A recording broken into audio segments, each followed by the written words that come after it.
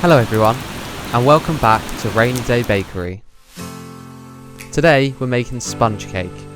We need 125 grams of sugar, 125 grams of cake flour, 5 large eggs, and 125 grams of unsalted melted butter.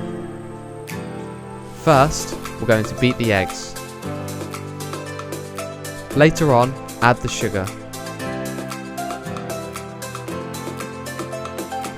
Next, pour in the melted butter. Add the flour and mix everything together.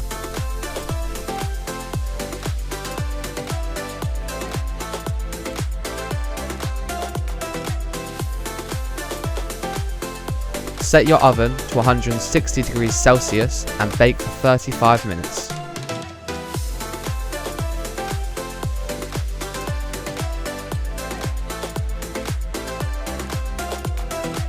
Enjoy!